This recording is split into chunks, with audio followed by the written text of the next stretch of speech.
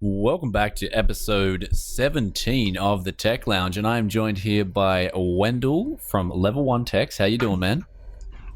Good. How are you? Thanks for having me. Yeah. And we got Steve from Hardware Unboxed. How you doing? Hey guys. Good, thanks. And we've got Kevin from Tech Showdown. So this episode, I'm going to be a little bit quiet. People have requested me to quiet down a little bit, so I'm just going to sit back and be the more like the switchboard, because we've got three awesome guests here. I'm just going to be the switchboard. But we haven't seen Wendell for a long time. How have you been, Wendell? Give us good, a real busy. Good, busy. Level 1 sort of taking off. We're doing a lot of fun things. Had a lot of Linux coverage, setting up a mail server. Just still kind of getting settled into the groove of things, but I like playing with technology and compiling code and building things. So, same old, same old. Awesome, man. And the Ryzen, right? You are on the Ryzen now, and a lot of people can't wait for you. I can't wait for a lot more of your content to come out. And I'm really I'm waiting for especially the big review. That'll be awesome. But how are you finding overclocking? Yeah. You're finding it's a new thing. It's really awesome. I found it was pretty fun. Yeah, Ryzen is a completely different critter. It's not really apples to apples in any way. And AMD is doing a really good job binning the stuff before it ever comes out of the factory, I think. So, it's like, oh, let's crank it up a gigahertz. No, that's not going to happen. But that's not to say that it's not, you can't, squeeze a little bit extra performance out of it and really do some fun stuff with it. It's just different. Yeah, that's what I've been finding too. The P states and all that it's a different beast altogether, and that's a lot of fun. I was bored just overclocking the Intels. You pretty much just, there's your multi, there's your voltage, you're good to go. But now it's like a whole new beast. It's really fun. And you're finding with your overclocks, yeah? What are you looking at so far with your stable overclocks? 4.1 on the 1800X. I could probably get 4.2, but I need to get probably a really good closed loop cooler or a custom loop cooler or something like that. But honestly, 4.1 on the 1800X that we picked up 1800X from Micro Center, so it's not cherry picked or anything like that. Yeah. But it was really, really easy to get it to 4.1, and honestly, I wasn't trying to overclock it that aggressively. It's just that. Out of the box, I found that the extended frequency range stuff was sending two of the cores to 4.1 gigahertz without me doing anything. And so I was like, okay, let's try to overclock to 3.8, and it did it. And it's like, okay, 3.9, and it did it. But single thread performance actually suffered because I didn't get the the automatic FRX or whatever, XFR, to 4.1 anymore. So that was interesting and sort of fun to discover. So when you saw 4.1 out of the box with touching nothing, did you just do a jumping jacks? Yeah, yeah. It's like, wow, this is, but it's so well. I mean, you look at it and it's like, well, 7700K is 4.2 out of the box and it turbos to 4.5. But then you think about it, it's like there's not a Xeon part that's 4 gigahertz at all. And this is 4.1 out of the box. Oh, that's impressive, man. This is Gen 1, guys, too. I want to reiterate, this is like fresh. In 6 months' time, a year's time, overclocks are going to get better and better, too. So that's really good. Like, you're getting 4.1. That's impressive. I have heard stories about the R7 1700 and the 1800X being the two ones to go for. Like, I only got mine to 3.85, and that's why I want to try a new motherboard because I'm on the Gaben K4. I want to try the Taichi. You've got the Taichi, and you reckon it's pretty good. Yeah, I've got the Taichi and the Aorus Gaming 5, and both of them are very, very impressive, very good boards. The Aorus has a few more features, but I think the Taichi is a little less expensive. Both of them have gone through numerous BIOS revisions in the time that I've had them, and there are still bugs to be worked out in both of them, but it's so far everything that I've encountered just seems to be software problems. Awesome. So yeah, did you clock the 1700X? Have you clocked one of those yet? Yeah, I think 3.9, 3.8, 3.9. I'm not sure that 3.9 is 100% stable on the 1700X.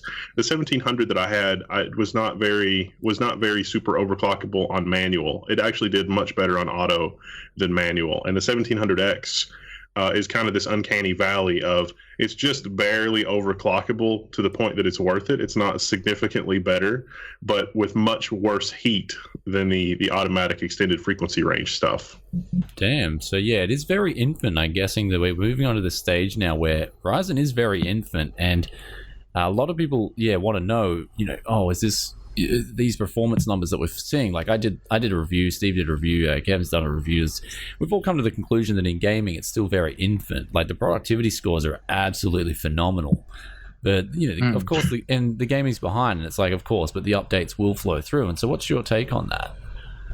Well, it's hard to argue with the value on the 1700, but this is going to turn into like a 5-minute thing if we go down this path. Are you sure you guys want to do that? Yes, we do. We want to listen to you, man. We love having you on, dude. It's always good.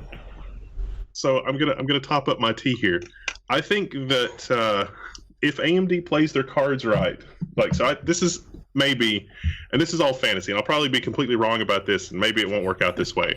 But here, in my fantasy wish list universe of the future, here's how this chess game is going to play out. We've got a brand new CPU, brand new microarchitecture, brand new core count, whatever. I think AMD, like if you were inside AMD and you really had your stuff together and you were really looking at this like the chess match that it is, because Intel is the juggernaut and they're insane. And let's not forget all the stuff that happened in Europe between AMD had the X2, which hindsight's 2020. Historically, the X2 was a much better processor than the Pentium D. And, Intel sort of, let's say, pulled out all the stops and did some stuff in Europe, and let's not all forget that, because that was a thing. You learn from the. So I understand that AMD's cagey with OEMs and not really wanting to release the details, and apparently not even work with Microsoft to make sure that the scheduler, a very basic function of the operating system, is good for Ryzen. And we can talk more about that in a minute. But 8-core part. 4.1 gigahertz. The silicon we know can at least do 4.1 gigahertz. We know on liquid nitrogen that it'll hit 5.3 on 8 cores, which holy crap. Yeah. And 5.6 I think was the top end, but again, those are just details. Intel does not have a Xeon part that's 4 gigahertz. They've really shied away from the 4 gigahertz mark. We had, Skylake that was 4 gigahertz out of the box is sort of the hard wall of 4.5 gigahertz. Kaby Lake is a pretty good improvement on a process improvement on that, but it's an incremental improvement. There's no IPC gains at all between Skylake and Kaby Lake. It is all just improvements around clock speed, and the cache is clocked a little bit faster, I think, on Kaby Lake versus Skylake, and so you can kind of say, oh, maybe that's the thing, that's whatever. Here's how AMD could waltz over and punch Intel in the teeth. Not with the R7. Imagine an R5 that's 4 cores, because Intel has said, 4 cores is enough for everybody. And all this fever about the 7700K in gaming. AMD comes out with a 4.5 gigahertz Ryzen that's only 4 cores. We know the IPC is there. We know that the clocks are there. Now here's the thing that nobody is really picking up on. Xeon has a ton of cache, and so if you look at single thread performance on a Xeon, not from Turbo Boost, the single thread performance improves. It's because it's one thread has got a pool of 20 megs of cache. That's not the compute complex thing on Ryzen's not like that. The 8 cores, it's broken into 2 4-core halves. It's got a ton of cache. It's got 8 megs of cache for each core, for each thread. It's not like that on X99. But the 4-core, if we're talking about a 7700, then all of a sudden you're in a situation where it's like, maybe we could have 16 megs of cache on a 4-core part. And so you can make up the clock differential, the lower clocked Ryzen, with having more cache. And so if AMD can't do the clocks, they could just say, here's a 16 meg cache 4-core part, 4.2 gigahertz. I'm pretty sure they could get 4.2 gigahertz out of a 4-core part. And all of a sudden, that's faster than a 7700. Yeah, wow, that's a lot. So now, here's the thing, too. I think AMD knows that gamers are crazy, like completely insane. And you don't want to release something that's a new architecture and a new CPU to crazy people, because they won't buy it and it'll get a bad rep and it'll turn insane. We've already seen that it's turning insane. So if I were AMD, I would release the 8-core part first and let the nerds and the geeks and the Linux enthusiasts and the crazy testers and the people that are doing the stuff and the operating system engineers line out the problem with the platform, and then release the 4 and the 6-core parts. I agree. So that's what I thought. I mean, once the problems are sort of solved from the 8-core release, then the 6-core and 4-core are ready to go for the gamers, especially the price performance that they're going to bring to the table looks really good. Yep. So that's what. Think about Intel's position on this. They've got Cannon Lake coming up, 6 cores, but they've got the 4-core thing, And, where do you go with that? More clocks, more cash, maybe. But Intel's got 2 R&D sets, 2 product lines, 2 things to maintain. They do the testing in the 4-core. They bring it over to the enthusiasts, Broadwell-E, whatever. AMD starts at the top. They started with the 8-core part, and everything else is just a cut down version of their enterprise. They already immediately out the gate have to have less, half the staff, because they don't really have 2 product lines. They've really just got the one.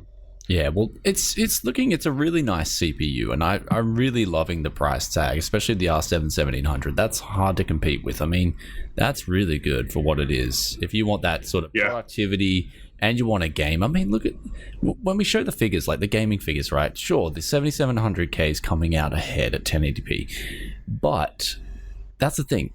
When you analyze those results, they're for you to analyze. Are you on a 60 hertz monitor? Okay, Ryzen's going to be absolutely fine. Are you even on a 100 hertz monitor?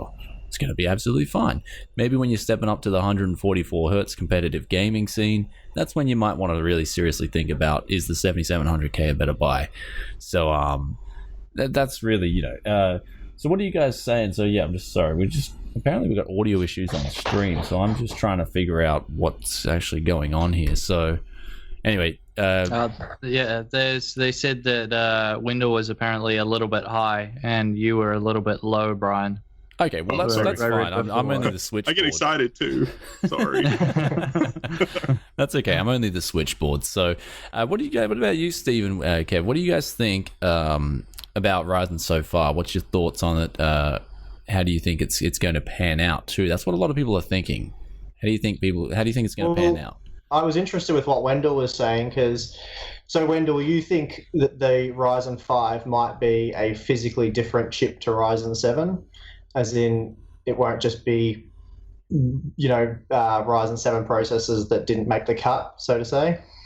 I think that they'll probably tweak it a little bit. Like if I were AMD and I were looking at the situation right now with the 7700K, I would do whatever I can to deal with that internally. And it's not necessarily that the silicon has to be different. It may have to run different microcode, or it may need a different. From what I understand, the voltage controller, the Ryzen has something kind of similar to like the Fiver, the fully integrated voltage regulator on Haswell, but it's not fully enabled yet. Mostly the chip is relying on the motherboard to do the voltage delivery.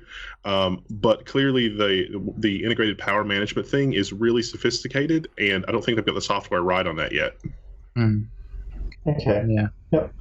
That's interesting because a lot of viewers have been asking us to shut off 2 cores or 4 cores and retest gaming and see how that impacts gaming performance, which doesn't seem terribly useful, and especially if they're going to change or could potentially change and add more cache or whatever, that kind of makes that pointless. And now for my testing, the memory speed seemed to make a big difference in certain scenarios. And so I think certain internal bits of the silicon, like the interconnect fabric or whatever, apparently runs at half RAM speed. And so I think I could imagine that without dramatically changing the production line, that they might be able to tweak that in the assembly process, or to tweak that with a laser or something, maybe. It could also be heat production. I mean, you got your 4-core compute complex, enable the 2 cores in opposite corners. Maybe that's why they're positioned the way they are, because if you look at the die diagram, there's sort of 2 groups of 2 cores on either side of this large bank of cache.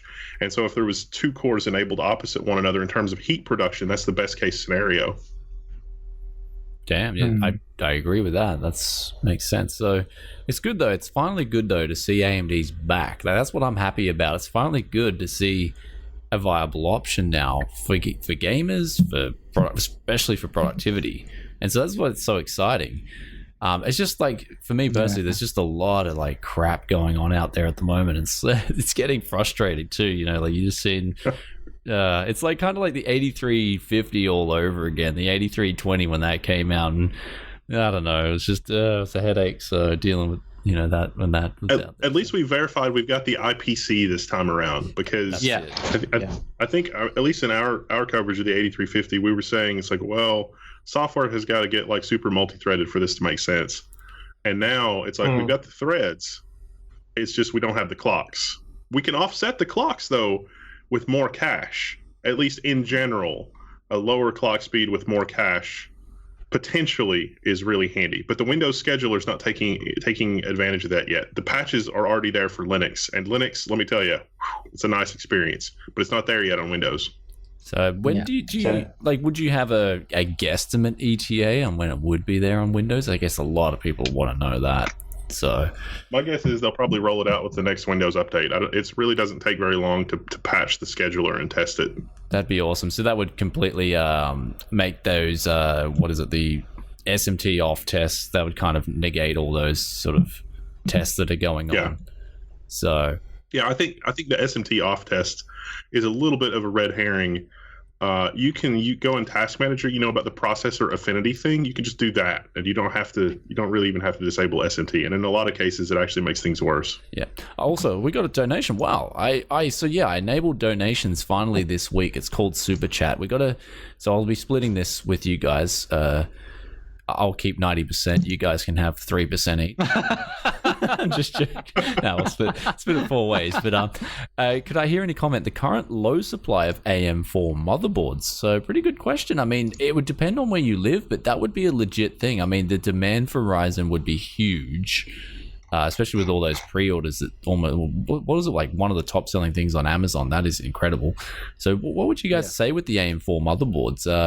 Naoto has been trying to buy a Asus ROG Crosshair, so 6 Formula Hero, and he just said they're sold out everywhere. So yeah, I was just at a retailer this morning, and they were at Playtech, and it's just flying off the shelves like crazy. But I would tell you, from what I've heard from Steve and others and people around the industry, that Asus board, a lot of people are having problems with it. Now that'll be fixed in the future. I don't think physically anything's wrong with it. I just think it's having problems. The software right now. is sketchy. Yeah, the software is sketchy. Yeah, so I think if you're looking around, I personally have only tested the Aorus Gaming 5, but I didn't really have any significant issues with it. And I think Steve, you also tested and you thought it was pretty good. The Gaming 5 is pretty solid. By the time I got to that board, the F3 F BIOS was out. I put that on there, and it worked perfectly. The BIOS was surprisingly basic, very little information, whereas the Asus board was just an overload of tweakable options, which was kind of cool. But for a new platform, it was very overwhelming. I sort of jumped in there, and we only had so many days to get the review done. I'm like, holy crap, where do I start with this thing? And then I just had problems. Straight away I was thinking exactly what you're talking about with people buying the board, because I tried different memory modules just to get the thing to actually reset and then post again. Otherwise it would reset, and then you'd see the diagnostic display just cycling, then it'd be happy. And it was weird because normally when they do that, it's resetting the BIOS and it loads with a default BIOS, but this was still loading with the settings that I'd applied, but it had a long time to sort of think about it and boot. So there was just a lot of weird things. Like, I think I started on the O2 BIOS with that board. I think it was 5402. I can't remember doesn't matter. And that just had heaps of problems and performance things, and the CPU wasn't boosting. And then if you went anywhere near the SMT option, it completely broke it, and the only way to re-enable it was to reset the BIOS. And that, I think I still had that issue with the latest BIOS as well. So it was just a really buggy board. But when I did get it working, it actually worked well, and it didn't have any stability issues. Just setting it up was a real pain. But the Taishi board's probably the best one I've used so far. Or the Gigabyte, of course. The F3F, I've got that same revision on the Gigabyte, and that made a huge difference. The DDR4, like 2933, honestly, I have less post issues out of on that board. But DDR4 3000 does work with the Predator, the HyperX Predator kit, but I have not got the G-Skill DDR4 3200 kit to work at stock speeds and voltages. If I play with it and run it at 2933 and mess around, and that works, but it doesn't. It's only got the one XMP profile, whereas the Predator, I think they must have known that, because the Predator has two XMP profiles, one 2933 and one 3000. Yeah. Oh, that's interesting then. So did you try the 2933 and it works? Yeah, worked fine. Worked perfect. Even on the earlier BIOSes on the Aorus, it was completely fine. Interesting. Yeah. Sorry. Go ahead. Because mine switched me to, like I didn't even have XMP profile enabled, and it's like it automatically went to 2933 when the first time I booted up I put 4 RAM sticks in, and I was like, okay, it's 2933, and then it crashed and just kept cycling. I'm like, oh, I better do something. So I took 2 RAM slots out, and it was pretty some of the early, again, you call it teething problems, they were pretty annoying. But that'll all get fixed. I mean, X99, as people point out, X99 had some pretty big problems when that first came out. Like, wow, still does in some ways. Yeah. Yeah, I mean, even to this day, I've still got some USB ports that Renegade Warriors. They'll just drop out here and there. Yeah. so I think any platforms. Any platform's prone to problems, I guess, because AMD's got the new platform out. Anytime there is a problem, people will be ready to put it up on a stake. Like, it's got this problem. Yeah. So it's like, I mean, it's to be expected. And that's why, and I guess that's why I like what they did. Like you said before, they went with the 8-core first, because they know a lot of people who are going into productivity are going to understand that there's going to be problems, or there's going to be these issues, and they'll get sorted out. So you gamers need to calm down and leave it to us nerds, and we'll get you sorted out. Just give us a month or 2. It'll be fine. Do all the troubleshooting for y'all. Yeah. Yep. We there were a couple of really funny bugs in the Tai Chi UEFI. There's like the load line calibration talks about like Intel in the description. And under the AMD chip, like I got a Toshiba RD400 in VME. Those are great. And I was doing benchmarking with it, and it was like 1.8 gigabytes per second. And I was like, what's going on? I don't understand. There was an option in the UEFI. It's literally every option that you would get for like the chipset control in Northbridge. And so there's an option in the UEFI that's like split bandwidth for 2x NVMe and 2x SATA Express, but there's no actual SATA Express on the motherboard. So it's like let's by default it's SATA Express, so it's like let's turn SATA Express off and have PCI Express NVMe by 4, and then problem solved. But it's like, why is this option here? Yeah, they were rushed out big time. So hopefully it won't be too long before we're seeing the BIOSes much more refined than what they currently are. Yeah, so I mean, that's the Ryzen Mega Stream. We wanted to, it's so exciting to have this new product. Now, there is something I do want to touch on personally, and that is a lot of people want to know about the i7 7700K stuttering. Now, that's something that people talk about. The 7700K stutters a little bit more than I guess, even Broadwell-E and, of course, Ryzen CPUs. And I mean, when I test my 7700K, it's smooth as butter. I mean, my systems are tuned properly. But I will say the Ryzen CPU, it's a smooth experience. It's really smooth. So you get that thing up and running and you game on it, it's really smooth. And of course, that's, I mean, if your 7700K is not smooth, it's like, well, what's going on? And you got background apps, or is Windows updating or something like that? So I haven't noticed any real problems on the 7700K. I mean, if you're multitasking and gaming, yeah, the 7700K will probably stutter a little bit more than the Ryzen because it's got 8 cores, 16 threads. But have you guys noticed anything odd like that, or? Well, it's just, yeah, I think what's interesting about what you're saying is with the minimums on Ryzen, they're not as low as many of the Intel chips. I think Steve showed this quite well in his videos. Would that be correct to say, Steve, that the minimums on Ryzen are not as low as the Intel ones by comparison to the averages? Yeah. In a lot of games, I think Battlefield 1 was a good example, but Ryzen produced quite strong minimum frame rates, and the frame time data certainly looks good. The averages just aren't as extended as far away from the minimum, that's obviously. And I tested with a Titan XP, so a Pascal Titan card, and I think that card's not racing away to the same sort of highs, so that's why you're getting that lower average. And I think with less of a fluctuation there, that may be why the experience seems a bit smoother. But I mentioned in my review, sort of touching on what Brian was saying, I have a 7700K overclocked, and it is very smooth in games. But say something like Watch Dogs 2, for example, every now and then, I'm talking probably longer than every few minutes. It's just a very, very slight hiccup. It's almost unnoticeable. You'll turn a corner or something and it will just glitch for a minor second. It's very minor.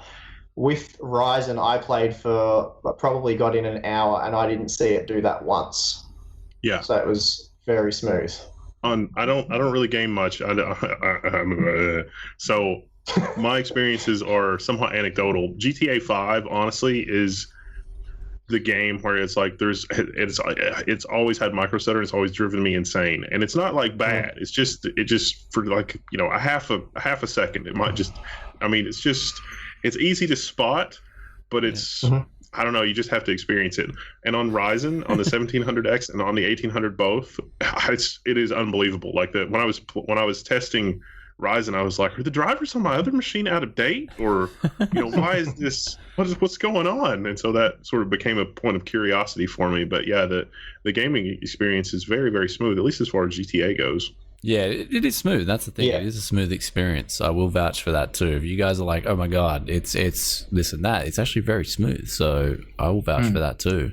I like it. It's just I haven't noticed, like when I was playing GTA 5, it's GTA. Sorry guys, the Aussie accent's coming out.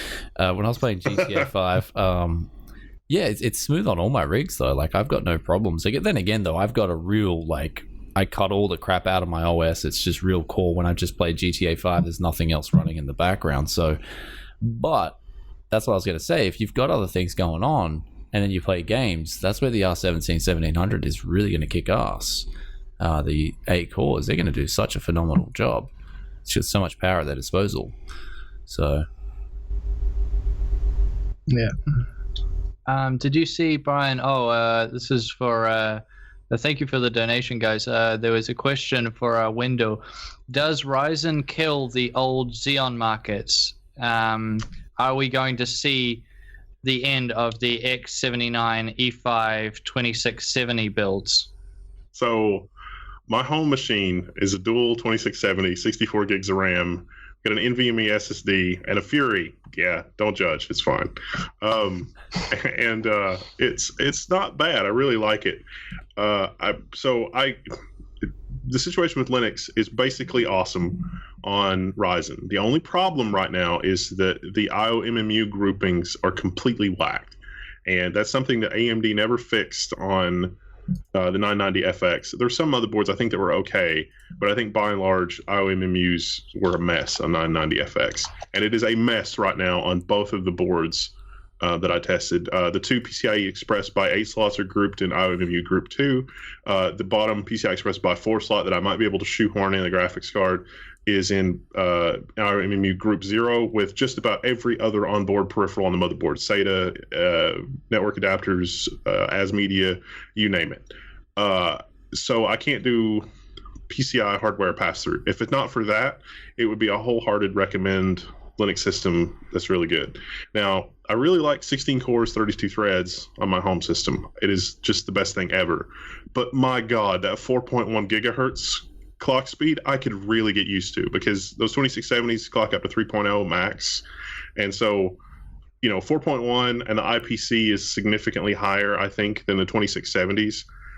Oh, I mean, yeah, it's coming close. Combined with, and the price of a dual 2670 motherboard, I mean, yeah, I really am seriously considering doing like an 1800X at home in probably a month or two, assuming that the issues are corrected. Don't buy it now. I mean, well, maybe buy it now if you're a tinkerer. But yeah, I really like my 2670. My 2670 is like the best thing ever, and I'll be losing some PCI Express connectivity and that kind of thing. But good Lord, 4.1 gigahertz is nothing to sneeze at. Yeah, so it's a nice CPU, definitely. Especially you got the dual 2670s too. I've got that one here. I love it. The dual Xeons. They're very, very good value for money. And I definitely don't think the Xeon market's going anywhere, especially when we go down to that lower end Xeons. Like if you're going to pick up those cheap motherboards that are out there for how much they are, like whatever, you can get a 1366 motherboard. Sometimes you can pick them up for $100, and then you grab that 6-core 12 threaded Xeon for $50. I don't think that $150 combo is going to go anywhere. That's true. Yeah, I don't think that's going anywhere. But I do think Sorry. The 2011 motherboards, though, are crazy expensive, is the only worry. Yes, and that's what I mean. I think some of the more expensive Xeons, oh, definitely. If you're looking at a $330 R7 1700, then even I've heard some of the B350s are going to be there. So they're going to be good to overclock the R7 1700. So if you can get that cheap combo going, then my God, it's going to be awesome. It's going to probably crush a lot of those higher core count Xeons. So and a little bit less headache maybe, because there was like somebody on our forums bought a slightly different revision of the motherboard that I bought that works with NVMe, even though it's from the dawn of time. I mean, it came over on the Mayflower and it supports NVMe. Goodness. And he bought a slightly different revision and it would not boot NVMe. And it was like, I sent him my BIOS and we tried everything, and it was just like, I don't understand. It's the same board almost, and it would not boot NVMe. I'm making sure I have my. Yeah, I've got my. People are saying my mic's low, and it's like, huh? You sound alright to me. Yeah. That's what I was thinking. Like, it couldn't be. Like, I've got my microphone set on line here, so nothing should be wrong, guys. No, it sounds fine to me. Yeah. Apparently, Sapphire Ed's joining us in chat. Oh wow. Okay, Sapphire Ed, what's up, man? It's been a long time. So. Oh. That made me, I forgot, I want to mention it before we forget. Error correcting memory. I got a kit of unbuffered ECC and can confirm that it works on both boards. Even the Gigabyte board's like, we don't support ECC. Totally works. There you go. A lot of people wanted to know that, man. That's actually really good news. Thanks for doing that, because I don't have any. People asking me, I was like, I don't have any ECC on board here. There is a tiny asterisk there. So Linux reports that ECC is working, but ECC is part of a larger ecosystem, and so we know that Susan I can't remember her name, but from the Reddit AMA, she's like, ECC is totally supported by the CPU, and I can see that ECC is enabled for the L1, L2, and L3 cache. So there's ECC on chip for the cache, which is great. I think, at least Linux says it is. ECC memory is confirmed working at boot time on Linux and kernel 4.10 on both motherboards, even though Gigabyte says they don't support it. But I think the reason why, and I'm waiting on them to confirm, is ECC is part of a larger error correcting ecosystem. And so it's like ECC, single bit error, corrected, everybody goes about their business, everything is fine. What's supposed to happen with a 2-bit error is the system is supposed to halt, and the error is supposed to be logged and all that kind of stuff. I think the stuff maybe for reporting the error, the single bit error, and the stuff for halting the system in the case of a 2-bit error, I think that's not there. I think that's not what you get, or that might not be there, which is why they're so hesitant to say, we don't do ECC. Maybe. I think you're right. That's all I can say. I think you're right there. I don't know. We'll find out soon enough. I downloaded Rowhammer. You guys remember Rowhammer? Yeah. I could not get Rowhammer to lock up the system or report any errors. Okay. On the error correcting memory, so that's good. So what about the command rate of 1 though? I couldn't find any option to drop that down to 2, because I was like, okay, maybe that's causing my low memory clocks. Have you guys found any of that to change the command rate on your memory anywhere, or is it just fixed to 1? I didn't really mess with that. Yeah, it's just I couldn't find it anywhere. It's just like I was overclocking. It's like it's taking me to 2666, command rate of 1. I know sometimes a lot of RAM won't boot up at 3 gigahertz command rate of 1. That's a pretty aggressive setting. So, I mean that could be an excuse as to why the memory can't go high. It's just it might not actually be the board or the IMC. It might actually just be the memory that can't run at command rate of 1 at 3 gigahertz too. And that was a legit concern that I had. So I was just wondering, has any of you guys heard about a BIOS that has the option on the AMD boards, the Ryzen boards, to unlock a lower command rate, essentially? Or set in, dial in? I haven't heard anything. Yeah, I haven't messed with that really. Looked at it. No, yeah. We'll just let that one sort of sink down. Basically, since they've updated the BIOSes, or we've got the latest round of updates, things like XMP have started actually working. So I haven't tried a heap of different memory yet, but it's definitely better than it was a week ago when we started testing. Yeah. So, yeah. I've got a Xeon gaming PC that's coming out very soon. I'm going to get back onto track. This Ryzen stuff knocked me out like almost the whole week, pretty much. Yeah, and I will be. I'll be doing a lot of retesting, like with all the gaming and stuff. But I'm going to wait until, especially at least until that Windows scheduler gets updated. I think that's the one to hold out for. But after that, I want to do a lot of retesting, and of course bring guys results. But until then, I got a lot of other stuff to get through. So for me, I'm probably just going to go on a little bit of a break until things get sort of smoothed out, and then I'll be retesting, because a lot of people just want the gaming bench. I was like, gaming benchmarks, give me gaming benchmarks. I bet you when you release your review, Wendell will be like, where's the gaming benchmarks, Wendell? Yeah, we did something that I'd never wanted to do, which is to basically just release a fluff piece that was like, look, this is a new thing, and anything that we do now is completely wrong. Because like, I don't think people realize, the people that are concerned about 100 and some FPS at 1080p, or 70 or 80 FPS at 1080p, are gonna see changes whenever the scheduler stuff comes down the pike. And that's not anything like AMD's talking about working with game developers and doing optimizations and stuff like that. Sure, I've seen their computerbase.de did a really great article with frame timing and benchmarks, and they went through like 20 different games, and they're showing DirectX 12 titles that are performing worse on Ryzen with some overclock. So clearly that's an optimization problem. But before any of the game optimization happens, I mean, obviously that's going to be a lot of work, and it's like, are the game developers going to bother? Basic things like the scheduler, which is part of the operating system, when that is patched, the effect will be immediate and across the board. And the scheduler is already patched, I guess, in Linux. And so I'll tell you too, SMT versus hyperthreading on Linux, at least as far as compiling source code goes, SMT is significantly better, appears to be significantly better than hyperthreading. And if that translates into something on Windows, then that's something that content creators and productivity people will be really happy about too, I think. Awesome. So Steve, you've people in the chat are like, okay, you're just staring there with a death stare. Sorry. No, like Steve. No, Steve I'm just listening. Yeah, Steve's just staring at the screen with a death stare, and I said that's just the Wendell effect, man. You got to get used to it, okay? I was just thinking of the gaming performance and everything you guys were talking about. Yeah, so later, basically, go on, sorry. Later on today, yeah, you're releasing a big video. You want to talk about it? You got all the... Yeah, well, I've basically spent the last 3 days doing what Wendell said not to do. Test games. What's good to have baseline? I mean, that's good. That's exactly what I've said in the review. But I've also found some really interesting results. So I tested 16 games with a heap of different processors, obviously the Ryzen 1800X and 1700X. I also tested with SMT disabled on those processors just to see when and where that made a difference. And it was quite interesting. I've got a few notes here. So disabling SMT reduced performance in games like Arma 3, Battlefield 1. There was a massive reduction in Mafia 3, which is an interesting game, Mafia 3, and Watch Dogs 2. There was a huge reduction with SMT turned off in that game. Where's the notes here?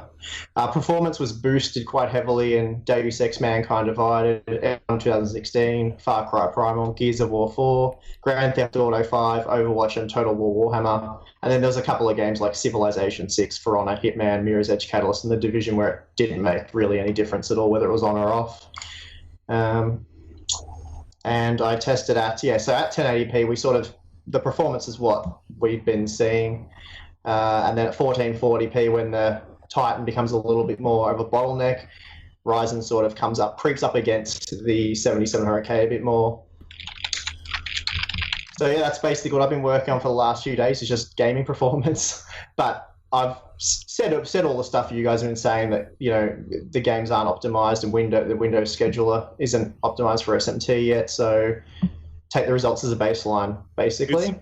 It's not just SMT. The threads, because the 16 megs of cache is broken into two pools, Windows doesn't realize there's a performance penalty for moving a thread between compute complexes. So yeah, that's right. Yeah. It's a double whammy. And so even if you disable cores, unless you can disable only the cores that are on disable one entire compute complex, it's a wash. So you think if you do, though, you'd get some slightly different results, whatnot, or... Yeah, when the scheduler, it's hard to fix unless you write a program to manipulate the core affinity for the program that you're benchmarking, or change it in Task Manager or something.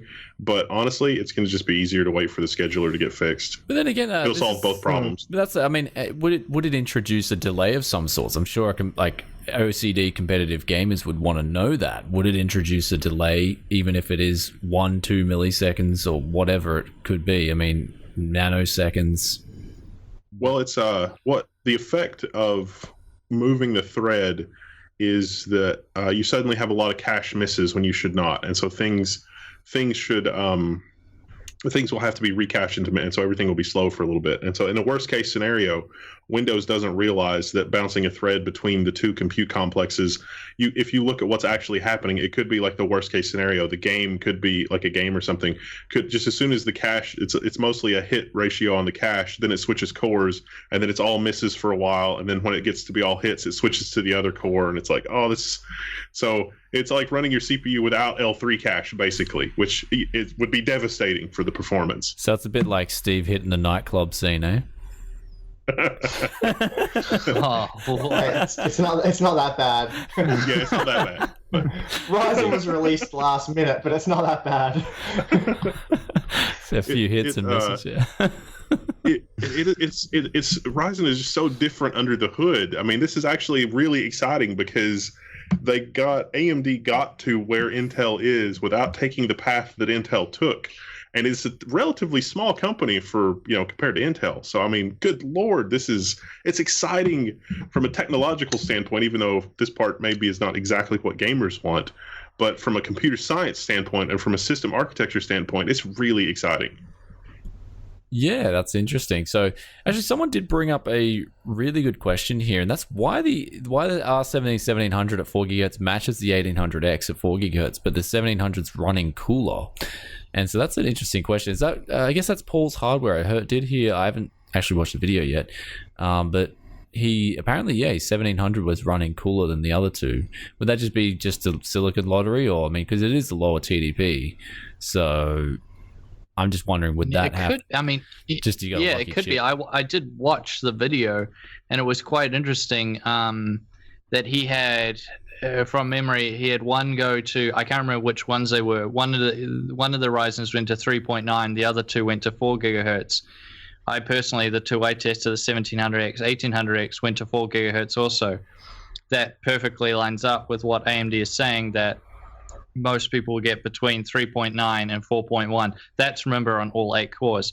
But yeah, it is very interesting there that that's happening. I mean, yeah, it could be something to do with the TDP, but I think it probably is more the case that it was just a different chip. I mean, I had different temps between the two chips I was running, slightly by a few degrees, but it was somewhat noticeable. That could have been the ambience as well, but yeah, it's quite interesting there. I think a lot of people are seeing quite a bit of variation. Yeah, temperatures with their different ones. The other thing that people are seeing that's quite interesting is the compared to Kaby Lake, Ryzen, not for everyone, but for a lot of people, tends to idle quite hot, but then it doesn't actually go up that much once you start benching with it. The one I had was sitting in the 50s, and then when I was doing the benchmarking and stuff, it would go up to the high 60s with a deep cool air cooler on it. Whereas things like Kaby Lake, when you're just at idle, it'll usually sit maybe in the 30s or something like that. And then when you game, you'll see it go a lot higher, up 70s, 80s. And so that's quite interesting. And a few people have that the idle temperatures of that is when you're overclocking. That's not straight out of the box, but with the overclocked Ryzen, the idle temperatures are quite hot. Yeah. Oops. Yeah. Kev cut out for a second. Did anyone get that? Yeah, you were cutting out a little bit as well. Okay. Yeah. It's yeah, I was just making the point. You guys can chip in if you want that the idle Ryzen temperatures are quite high in relation to their load temperatures. Yeah, well, only when manual overclock is on. When manual overclock is not on, it's much cooler. Yeah. I was say mine's sat at 35, basically. Yeah. With the overclock? with the auto mode, 35 was where I was setting mine sit. But, Yeah. Yeah, There's definitely an uncanny valley situation with the overclocking where if you can't get an insane overclock, you should not overclock because the auto overclock is doing a hell of a job. it's doing a pretty good job, so just leave it there. But like I was saying, before you guys before stream, I had some really good success in the P state, the manual thing. If you go into I think it's Zen options, and then it's thing, and it's like, do you want to accept the risks? I'm like, hell yeah. And jump in there, and you can just you manually get the codes to dial in the P states, and I'll have to give that a try because that could work.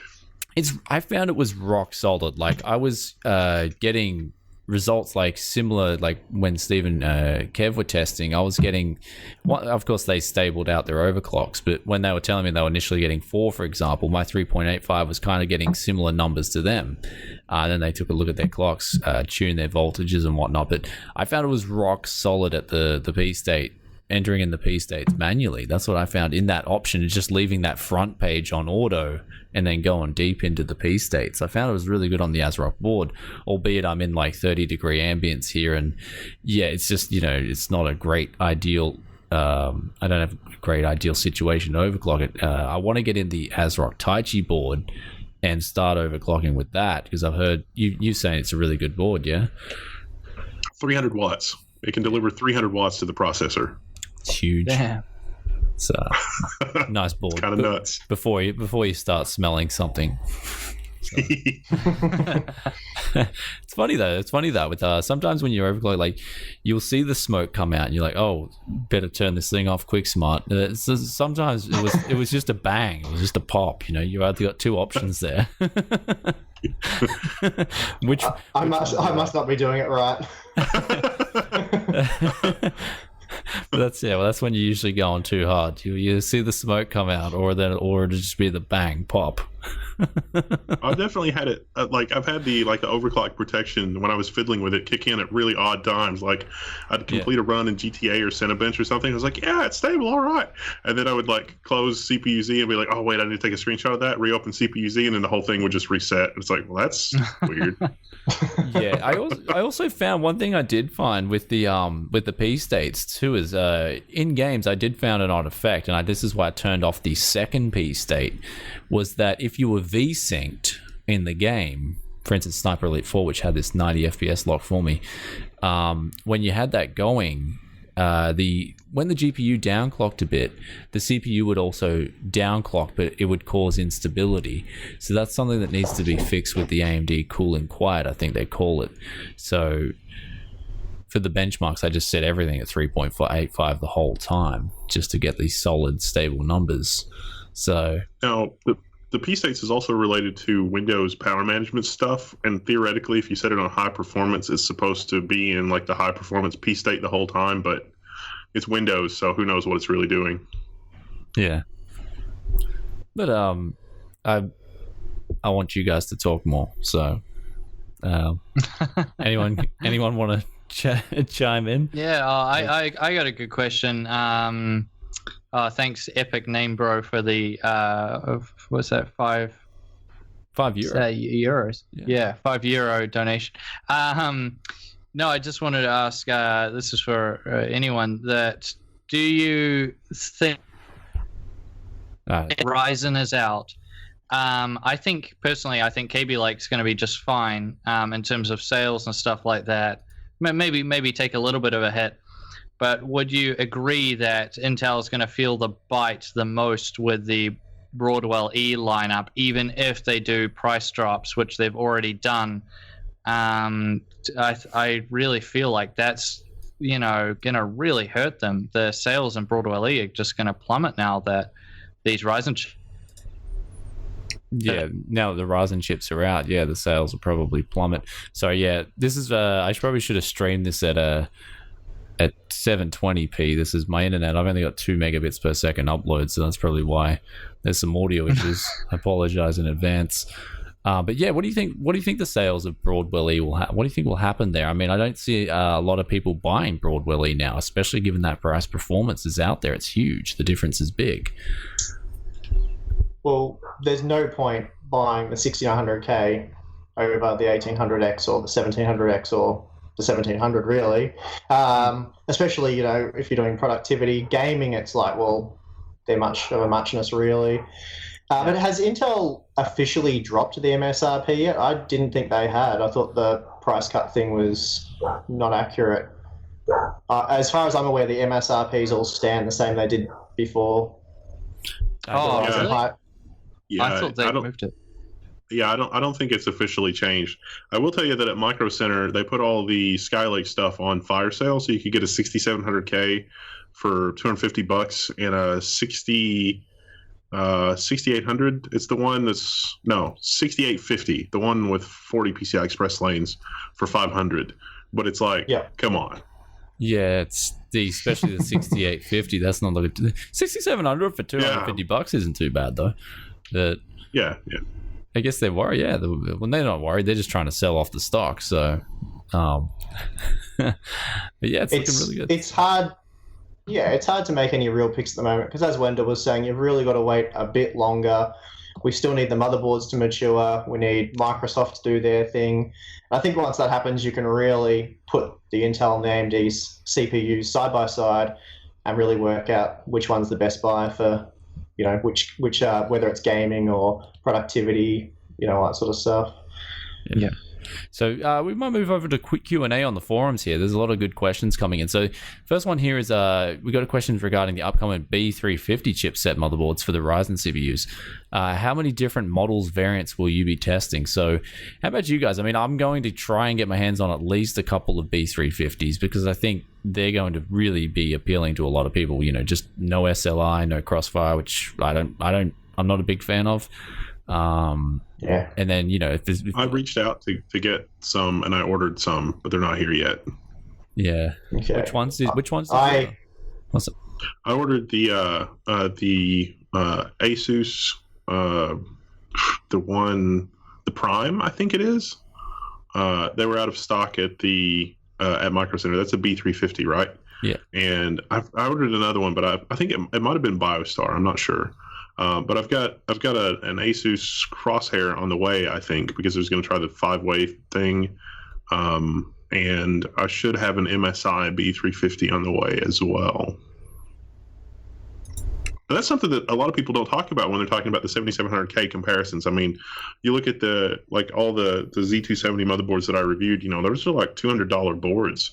And if you're not going to run SLI, a B350 probably is fine. And it's $100 typically. I mean, it's 100, you know, a little bit of variation, but, you know, $100 and the X370 is 200. But, you know, I mean, like on the X99 boards, Intel charges a lot of money for the X99 chipset to motherboard vendors. And from what I understand, AMD is being very easy on motherboard vendors for their chipset as well there. So, I mean, I like to imagine that as much as AMD is kneecapping Intel on the $1,000 CPU, that they're kneecapping it on the side that we don't know about on motherboard manufacturing in terms of chipset costs to the vendors there. So it's like, oh yeah, you mean motherboard vendors get off easier? And the other thing, I don't have any block diagrams of any B350 motherboards.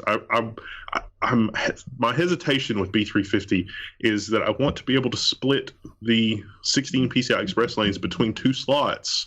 Yeah. And I don't care if it's SLI certified. It's like I need, 10 gig Ethernet and graphics card, or two graphics cards, one for my Linux system and my Linux, my Linux machine, and one for my Windows VM.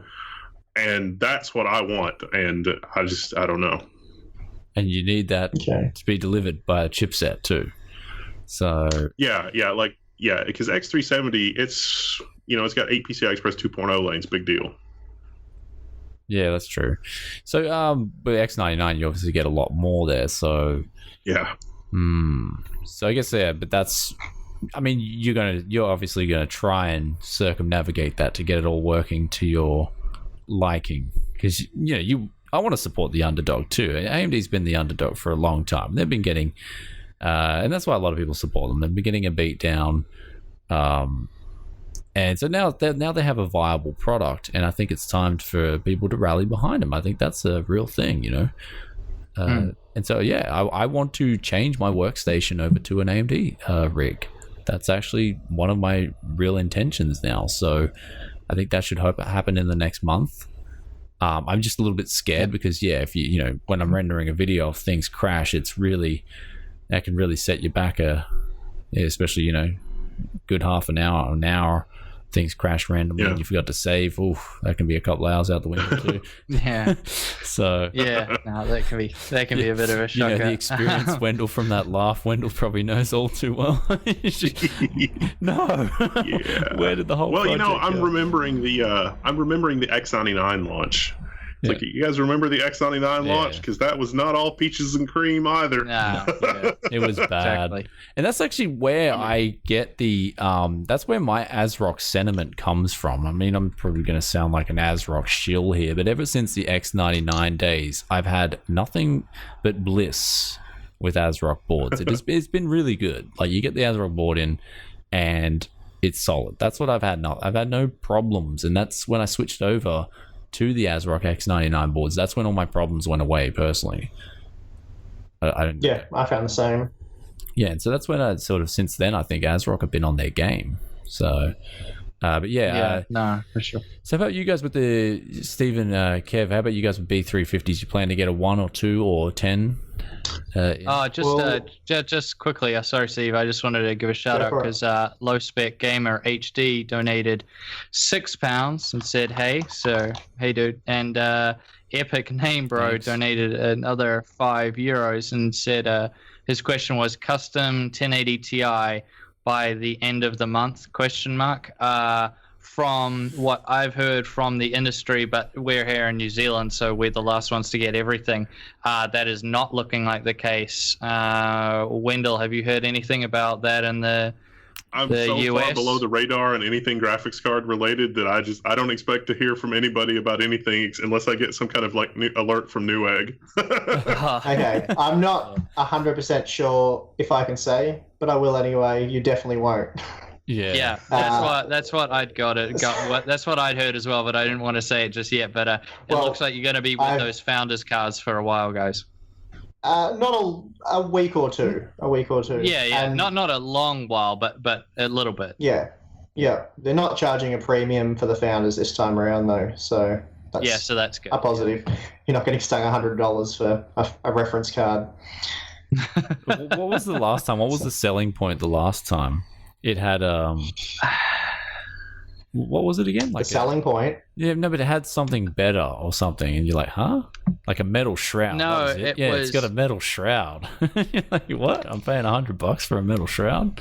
No, they just build it as having premium components across the board, and they said it was the very best, in their opinion, version of the GTX 1080. So there was going to be, it was the most premium model, which is a bit of a shot at all their board partners, straight up. But anyway, it caused a lot of it caused a lot of controversy actually back then. You guys might not have known, but actually behind the scenes, from what I'd heard from different people, there was a lot of grumpiness there for that. Yeah. But with these founders editions, you don't get the price premium. NVIDIA have also said that apparently the cooling has been updated and they've done a few other tweaks here and there. But honestly, I thought the Founders Edition 1080, I mean, obviously non-reference is always going to be better, but hey, I didn't think it was. I thought it was still a solid cooler on that thing. I thought it did all right. Yeah. So, Steve, showing off that. What? Somebody's on the inner circle. I'm jelly. So, but also, this is actually a good question too. What would you prioritize? USB 3.1 Type A or USB 3 Type C? I'd say 3.A for me. I'd agree. 3.1A, sorry. Yeah, 3.1A, I think. And did you guys notice that USB is built into the CPU on Ryzen, which actually is kind of neat? Oh, really? Wow. I did. Yeah, I didn't even notice it.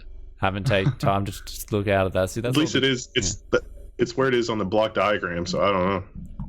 That's all the. So you get the 1,000 hertz polling. It might send your computer crazy.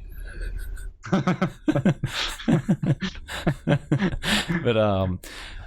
so we got the next question here. He currently has 272 Mr. White. He currently has an i5 4590, 16 gig of RAM, R9 280. and he has around 700 to 800 pounds to spend. And he's currently the cheapest 1070.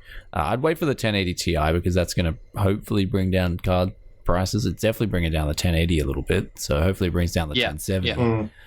I'd wait a little bit to see how the prices shake up there. And he's got a Acer XF270 Hue. That's 144 hertz. Yeah, the IPS, isn't it? I'm not sure. Or is it the TN version? And so, yeah, he wants to upgrade and obviously get into a 1440p setup. The 1070, honestly, it's a great 1440p card. You just don't max out all the settings. You know, there's some of those settings there that will just give you not much extra visual quality, but they will tax your frame rate severely. And so for me, that's why I've always been a big believer in the high settings, because I think it gives you the most bang for frame, if that's a bang for your frame, if that's the way to put it. So I'd go with a 1070 at 1440p. I can recommend that, definitely. So we've got two questions here. He has a 1060 with an old Phenom 2 X4 955. Would it be good? And would DDR2 be fine for modern games? I mean, that's kind of like with a 1060, that's kind of getting old on the CPU, like an old Phenom 2 X4. That's the old. I mean, you're looking at massive CPU bottlenecks. Yeah, honestly, a G4560 is a good solution at that low entry level price point that will handle a 1060 fine. I think that's a solid recommendation. If you had the money, would go for or of course, I've got a build coming out very soon. Xeon from AliExpress. That's coming out very soon. Going to hit the channel. It's my next project after this live. So after we finish off the live, gym, kebab, and then I'm getting onto the AliExpress build. So next. So what do you guys think? You think it's just something quickly, Brian? We got another donation through the stream. Thought-provoking Tech. That's quite a cool name. Donate $10. I said, a great discussion. Looking forward to building a Ryzen PC. So I'm still debating on how much to spend and to go for an R5 or R7. Thoughts? It depends on what you do. I mean, if you're doing productivity, go for the R7. If you're doing gaming... Yeah, well, he's saying he does a lot of cloud computing, so I guess... Well, Wendell... This is going to be for productivity, not gaming. So you would say the R7, I suppose. Yeah, I mean, the R7 350 for $350 and $100 motherboard, I mean, it's really hard to beat. It's like, oh, I want to run 37 Docker containers and compile 68 megs of source code. No. There you go. So I think that settles the recommendation. Yeah, productivity, definitely go with the R7, especially the 1700 coming in at $329. I think that's the deal breaker there. Yeah. So we've got here, you come across many dead laptops in your used pump. Okay, so I've come across many dead laptops in my used parts hunting. Come across any that have good mobile i7s? No. Like, usually any laptop that has a socketed i7 in it, even if it's busted, they're like, oh my god, i7, and you get essentially i7 tax even on the used scene. Even that's why the Xeons do so well, because they don't have that i7 identifier. And I think a lot of people know, even if they're not really tech savvy, they know that an i7's worth more money than an i5 and an i3. And so in the used scene, if it does have that i7 brand, they charge more money for it. And so that's why I think that's another reason the Xeons are so successful in those, that LGA 1366 era, is because they didn't have that i7 identifier. But it's the same thing pretty much. Be like, oh damn, I can get this for a good deal. And so I haven't found any i7 mobiles that have been even worth me considering on laptops. So yeah, what about you guys? Have you found any? A used laptop is really hard. Yeah, it's real hard to sell too, isn't it? So we got here. And even the all metal construction ones is just like. Yeah, so we got here. Have we thought about looking at setups? That's a good thought for the future. So people post setups on the forums, and we'll take a look at it. So, so maybe you can answer this, Kev. Besides Trade Me, where can NZ Jacob scrounge around for cheap parts in New Zealand? So personally, when I bought used parts, I just have used Trade Me. It's the biggest. That's the place you're most likely to find a good deal, and I have in the past, especially on GPUs. You can often find people will do a $1 reserve, go in there. You can get yourself a steal if you're lucky. I got a reference 290 years back when they were sort of somewhat new, and some guy was using it for the Bitcoin mining, and so no one would touch it because they thought it was, this thing was, about dead, and he'd only used it for not very long either, and I picked that up, and it was probably the most reliable I would say just stick with Trade Me, and you'll usually get a pretty good deal there, and that's the one I would use. We also got a donation here again from Epic Name Bro, another €5. It's Wendell, Skylake X. He said Skylake X is rumored to have 1375 L3 cache maximum. We might see a nice price reduction. Any news about the MSI X370 titanium board? I don't have any news on that. I mean, the titanium is going to be the best of the best. Some of the MOSFETs they put on those things are insane. So yeah, the titanium, I mean, if you want the best of the best, definitely wait for the titanium to come out. I can vouch for that thing. It's insane. It's just overkill. If that's like, if you're on air or water, it's just overkill. So I think that board was specifically designed for LN2 overclocking. They give you, like a extra strap-on power board feature and this and that. It's a really, really good board. Of course, that you charge a really, really big premium for it, but that's I mean, I think the Taichi. I love what the Taichi's bringing at the moment. I'm trying to get my hands on one at this moment, so Taichi's looking really, really solid. I got to look into MSI, see what boards they're bringing out, sort of around the same price point that are going to hit really hard. Just that solid VRM, and that's pretty much what you want on the board. I will say one thing about the X370 boards. I mean, at least the Gaming K4. I mean, the thing's coming in at $140, and that, I mean, onboard audio might not be too important for people, but man, those crosstalk levels. I haven't seen crosstalk levels that low before, like ever. Like, it was like hovering below minus 90 dB. I'm just like, huh? Like, what's going on here? So insanely low levels of crosstalk. Maybe with the design of the AM4 boards, they did something to it to, I don't know, help knock down the noise a little bit and help separate the channels there, because that was insanely low crosstalk. Like, it's in my review. You can check it out. There's the dB meter there. It's hovering like below 90 dB at points. I haven't seen that before. It's just incredibly low.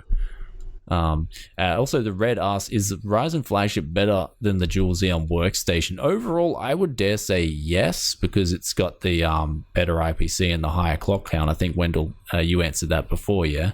So even though at its max performance peak, it won't perform as well, it's still so snappy. Yeah. It's just snap heaven. So we got here as well another question. So, if possible, I would like a serious in-depth dive into a discussion analysis of pixels per inch in terms of visual effects for PC, workstation, and gaming. Brian has said he does not prefer a 28-inch for 4K use. I don't know the specific monitor specs, but I assume and disliked either one of the two settings. So, he's putting in the specifications here of 157.35 pixels per inch or 165. That's actually, it's not that I didn't like 4K at 28 inch. It's that I thought it wasn't that much better over 1440p 27 inch. Like, I couldn't see much of a difference, like, in terms of visual quality. Like, if you step up from 1080p to 27 inch 1440p, like same 27 inch, you just notice the visual, like the pixels, you just notice it, right? But going from 27 to 28 4K from 1440p, I didn't notice much of a difference there. Like, it was just like, okay, it's, even though it's got a huge amount more pixels, I just didn't really notice it. What are you guys, what's your thoughts on that? Well, I agree with that 100%. So go on, sorry. Oh no, you guys talk to us. So Wendell's having his coffee. I don't have. Or his tea. What is that? I don't have too much more to. Well, no, I was just gonna say it's 40 inches 4K, and you know that it's great for productivity. It's great for like everything. I love 4K and 40 inches. Yep. So I'd agree with that. Yeah, see, I thought 28 inch. It's just I didn't notice. That was all it was. Like, I'm not saying it's bad. I just think it was. I just didn't notice it over 1440p. Except, of course, you got the extra real estate because it squashes everything in, especially in like Premiere Pro and products like that. The products are sort of like, dare I say, static. Like, if we look at Premiere Pro at 1440p and 1080p and 720p, it's like a static program. You can't change the dent, like how it packs things out in the program. I think that's static, and that's one thing you're going to gain from going to 4K and the same monitor size is that you will have more workspace, even though the program should have an option maybe to put out just make it so things are more compact and so that you have more workspace even on a 720p monitor. It's just, that was one weird effect that I noticed, but I can live. I'm on this ultra wide at the moment, and I prefer it any day of the week over a 28 inch 4K monitor. So it's absolutely incredible. Have you seen the Samsung, the 34 inch window, the CF791? Oh, I'm not going to get change the subject. All right. Change the subject. Okay, guys, I'm going to move on here. So we got, but just have you seen it though, Wendell? Just say yes so we can move on. Say yes, it's beautiful. Yeah. It's amazing. There we go. Perfect. Okay, so will XFR boost the clocks over and above the listed turbo clocks on the box? Wendell, you've got more experience with that. I noticed it said 3.95, and it wasn't a real 3.95 when I started testing real single-threaded performance with the XFR. It was a weird beast for me, so that's why I went to manual. So, well, it's even more weird than that, because the branch predictor in the thing is like the AI branch predictor or whatever. It's like, okay, yeah, BS. If you run the single thread Cinebench test multiple times in a row, it gets faster every time. Until about 6 times. Because the chip is like, it's like, what are you doing? What are you doing here? And then so if like it literally, the branch predictor figures out, oh, okay, cool. And because you're doing the same thing over and over again, it literally does get faster. And that's like Intel is going to copy the crap out of that technology a generation or two from now. I guarantee it. It's very, very good for the whole like single thread thing. But I didn't like for 4.2. I could get to 4.2 on 2 cores, and so I get a little bit of a performance bump from that. But with like the 1700X, honestly, it was more interesting because it did seem like the performance went backwards for manual overclocks for the reported speeds, and I think that's the little thing on the chip managing thermals or voltage or something. But the 1700X in auto did really well, especially with workloads that were only 1 or 2 cores, in terms of just letting it and actually getting the real numbers out of it and making sure all of that. But also memory speed for the types of artificial benchmarking that I was doing, which I think is related to the fabric thing on the inside of the chip that runs at half RAM. And so I think that there's much more of a relationship between the memory speed and everything else, but maybe not. I don't know. There have been some people that have tested like 2666 versus 2933 in games, and it's not made much of a difference. But then some people have tested other games like Witcher 3. I think it made a larger difference from like 90 to 100 FPS at 1080p, working with 3200 versus 2400. So that's a pretty big difference. I don't know. I haven't personally put my hands on that, but anecdotally with GTA 5, it does seem like the frame rates are a bit higher in GTA 5 with the higher RAM clocks. Yeah, so I've heard that. Sorry, guys, well, it must make a slight difference. At worst, it makes a slight difference with higher RAM clocks. So you're better off overclocking your RAM as high as you can. We got an interesting question. I just sort of say that we had a donation from Louis Garcia Alanis, $10. So thank you very much. I guess this is directed at Wendell. On Linux, is virtualization working in brackets VirtualBox. What Yes. motherboard are you using? RAM, speed / brand, and with SMT disabled, can you boot older kernels to get bootstrapped? Any chipset driver issues like sound? Yeah, everything is completely fine. Sound is fine. Networking is fine on both the Aorus Gaming 5 and the Tai Chi. Even the USB 3.1 Gen 2 controller seems to be detected working by the kernel, but I don't have a Gen 2 device to test with, so all you get is me plugging a mouse in and saying, okay, Linux sees it. So I guess that's good. So I don't know. Virtualization I have tested heavily. It's fine. It's great, actually. When the CPU is completely overloaded, meaning that you've got way more things competing for the CPU resources than you have resources available, it is great. The only thing that does not work is IO-MMU pass-through. That is, if you want to pass through a GPU, it totally does not work right now. The IO-MMU grouping is completely bonkers on both motherboards. It's almost identical on both motherboards, the IO-MMU grouping. It makes me want to tear my face off with my bare hands, because if it weren't for that, it would be like, this is amazing. But no, it's just, but virtualization is great, and highly contentious workloads is really great. And I really thought that the platform would suffer because certain types of virtualization workloads really benefit from quad channel memory. But with DDR4 3200, oh, you asked about the kits and stuff. So this Tai Chi, yeah. G-Skill Trident Z 3200, that's the 1414, 1434, and the HyperX Predator memory, the DDR4 3000. I've tested both of those kits extensively at their rated speeds and less, and they are both great kits for the platform, and in my experience. I just message me or whatever if you need a link to the exact kit, but if you get the timings and stuff, you should be okay. It's basically fine. The Predator kit actually has two XMP profiles. It's got a 2933 profile in case you're troubleshooting, and then the DDR4 3000 profile as well. Okay, cool. If it's okay, Brian, I'll just run through these other questions people have donated. I got the last question on the forum, and then we move on to that. So this is actually a good one, because we've got here both the RAM. Someone bought he went out and bought an MSI Tomahawk. Now, he can't get his computer to boot with two different types of RAM, and they're not on the approved list. And does he think it's an issue that with the RAM, it's not booting up? Yes. I mean, on a board this infant, I would guess so. It's sad. But I will make a thread. Yeah. I think a lot of, I guess every other forum would probably like to do this, maybe pin a thing around here, is that certain motherboard manufacturers do a lot of their initial testing with a certain RAM manufacturer as well.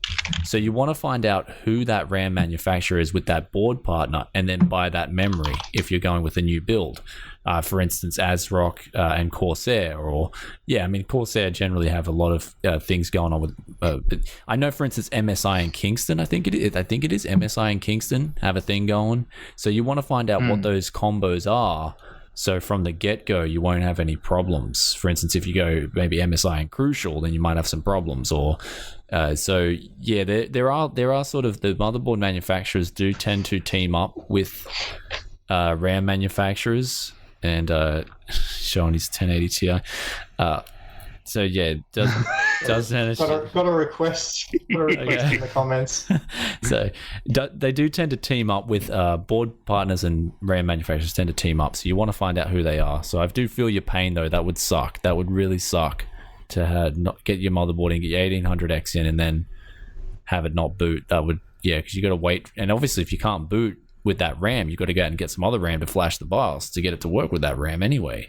So that's a real pain, and that is a real pain in the ass. I feel your pain, technical. Sorry, man. But yeah, sorry. Let's donations. So from Fluxshun said, donate $10. Thank you very much. It looks like it's directed at Wendell again. Really interested in GPU pass-through support for Ryzen. I know Wendell noted issues with IO-MMU groupings on some boards that prevent this, but is there hope that WRT ACS patches or other boards? So I did the ACS patch and compiled it, and so far, no. I think it is a problem that can be fixed in software. And if you want to follow me on Twitter, I will tweet as soon as I get a board that's got a reasonable IO-MMU setup, and or a kernel patch. I am not the least bit shy about patching my kernel, and I did that already, and it did not work. Okay. Yeah. And we got another question from Dylan873, donated $10. So thank you, Dylan. Ever gone to scrapyards for used PC parts? The best stuff I have ever gotten is a working i5-3470 for $1 and a Corsair 850-watt power supply for $2. I'm not lying. I've gotten this stuff cheap before. So I guess Brian would be the best one to ask this. Does that sound like a good deal, Brian? Sound pretty good? $2 850-watt power supply? Yeah, it sounds really good. The power supplies, though, they're generally, you got to sort of, I would kind of maybe test that extensively before you used it, really make sure there's nothing, because I have had a power supply in the past before where it works for maybe 10 minutes and then it just randomly switches off. So, that's why it was going for cheap. So, or that's the problem someone had. Of course, it could have just been someone had a who's typing in the background? Steve? Sorry. That's so I'll loud. stop.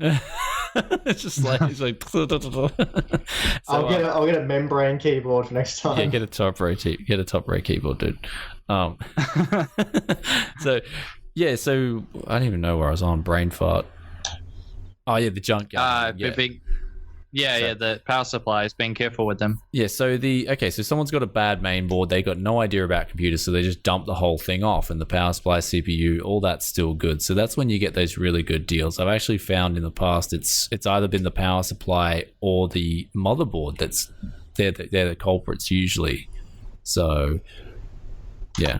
What about you guys with junkyard hunting and what's the most common dead parts in whole systems that you've got?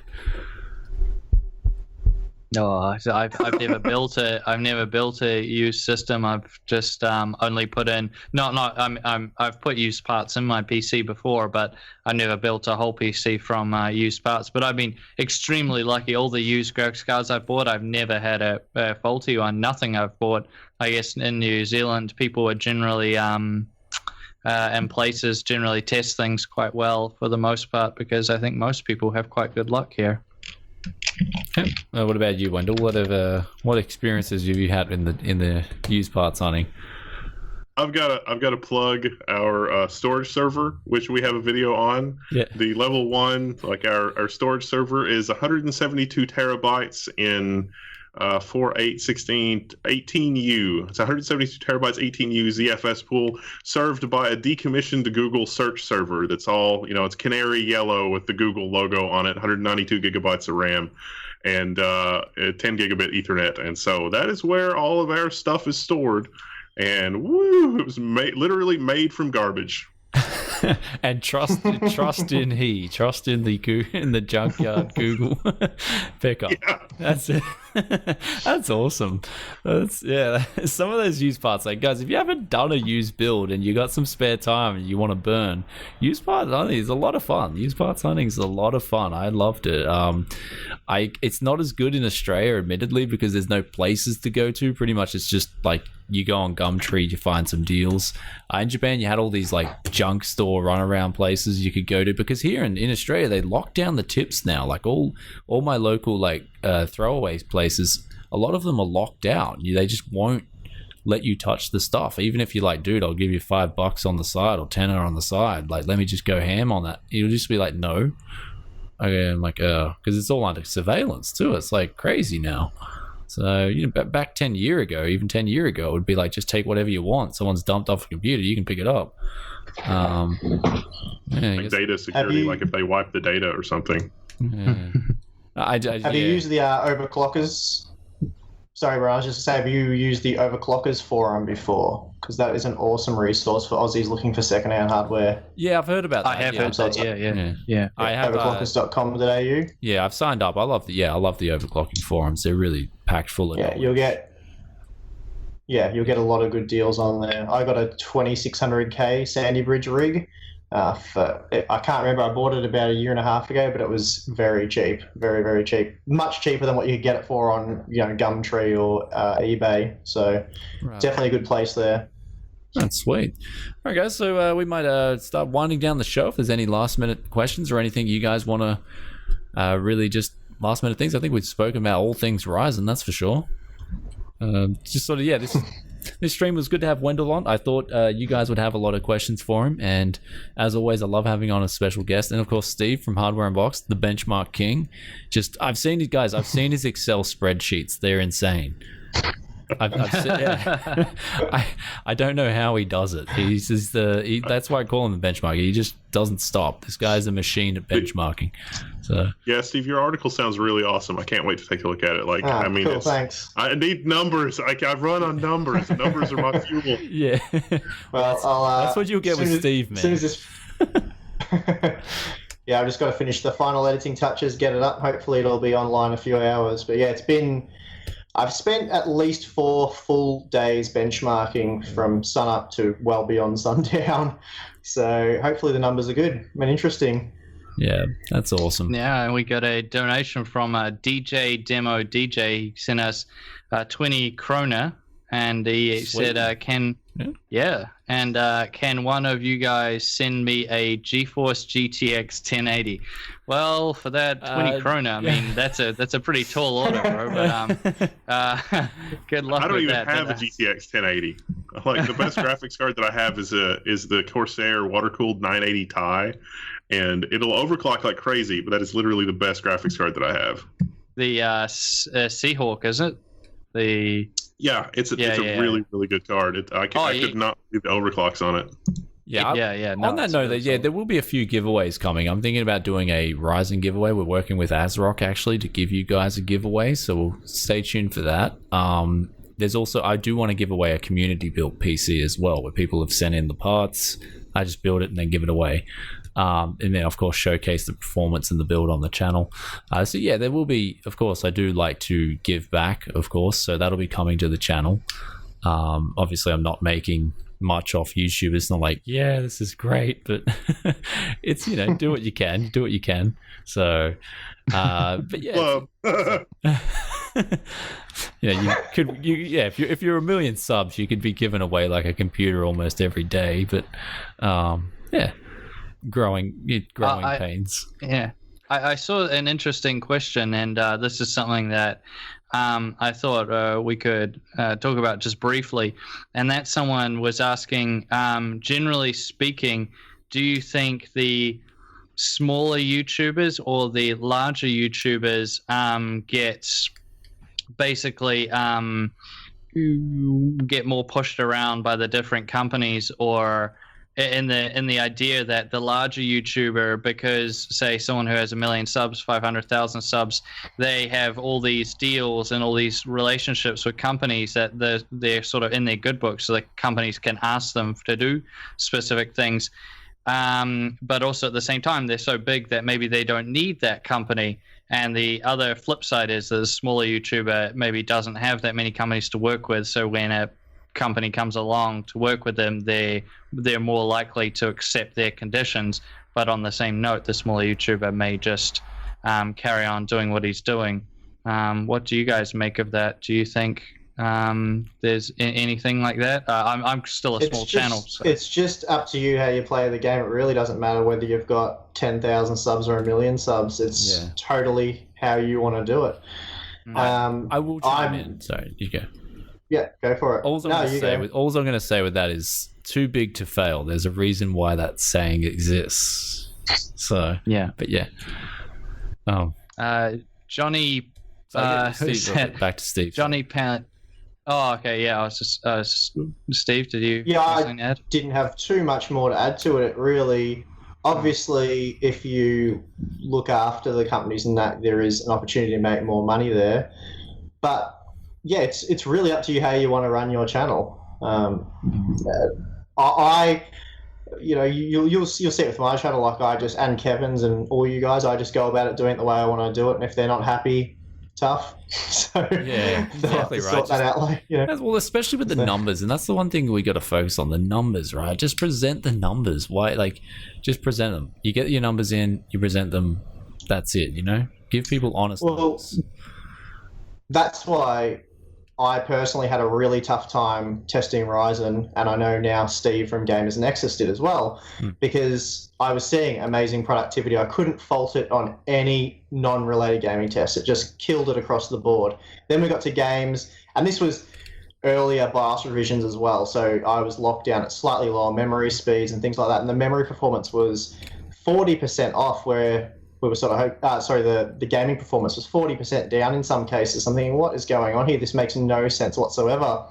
And I approached my AMD contact, and they're like, nah, there's something wrong with your testing. No one else is seeing that. Everyone's seeing on, only a few frames down sort of thing. And they were really misleading with what they were saying.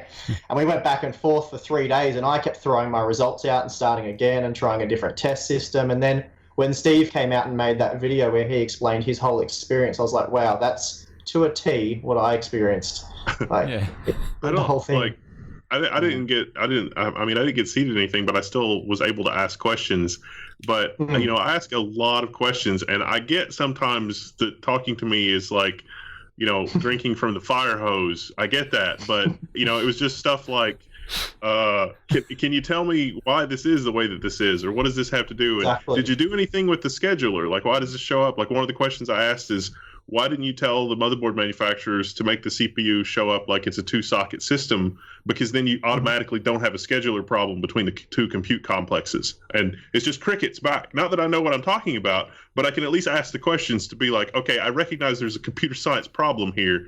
What's the plan for overcoming the computer science problem? Because this is going to cascade and create these other problems, and you're going to have people running around being like, I don't know why the performance is crazy. Yeah. And there's an explanation. Just communicate. Yeah, that's exactly. Right. So someone who's just a casual gamer, that's what I mean. Someone who's just a casual gamer who buys a motherboard, they know how to put together a computer. They go out and buy this, and then they've just got nothing but frustrations. And that's what we're kind of, you got to protect those people. You know what I mean? You got to just say, okay, there's going to be some problems with gaming. It's just been released, and it will get better. So, it's I mean, that's right. Yeah, I mean, we got another donation from Johnny Pantaloni, and that basically plays off this, New Zealand $5. So thank you very much. He said, love show. What's up with the negativity from some of the YouTubers not happy with Ryzen? They seem to have no hope for AM4 platform whatsoever. Now, I will say that I think it's that people weren't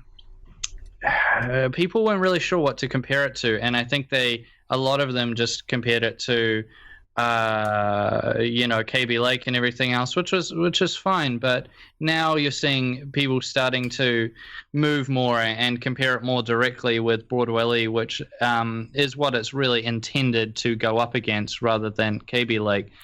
So I just think a lot of YouTubers, reviewers, and that maybe were a little bit disappointed there. Of course, that it needs patches and needs other things to get going really well also. And I think in general was also that there's such a huge discrepancy between so many different YouTubers' opinions and so many different YouTubers' results that that sort of bred a lot of negativity in the community, because obviously you have people fighting and saying there's different results, this person's right, that person's right, and all the rest of it like that. So it's just one of those things that just happens sometimes when new this products is what I'm going to say though, with results and testing. I've heard computerbase.de, and there's other people out there getting their results. I would love to go to your place, you come to my place, we can test this thing side by side, and I know I'll be getting the same results over and over again. I know Steve will be getting, I know you guys will be getting the same results over and over again. We got no reason. We're just getting the numbers. We're just putting them into graphs and presenting them to you guys. Apples to apples testing, exact same situation, because you shouldn't be doing it any other way. If you're running in the level, like if you're testing CSGO and you're looking up at the sky on one CPU, and then on the other, you're always in a gun battle, that's not consistent. That's just misleading.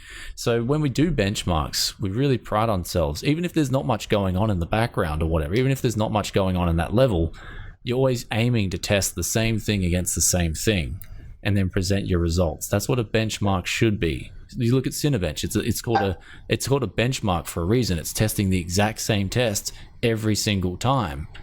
That's what a benchmark is. When you start giving people different settings, different scenarios, different tests, then it doesn't become a benchmark anymore. It just becomes whatever, showcase.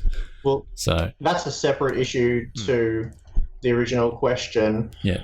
And I think the reason why some YouTubers came across probably more negative or more harsh or critical than they would have been otherwise was basically because of how unorganized and the launch went. So if basically these guys are used to testing something like KB Lake, which we just looked at recently, and although that was really boring, disappointing, however you want to word it, it was you got the chips, you chucked them in the same board, they were backwards compatible with the previous platform or the previous chipsets on the same platform, and it just worked. It just worked as you could do your overclocking, you could work everything out. It was refined basically because we've been looking at the same sort of thing for a long time now, whereas this is a completely new platform, completely new CPU architecture.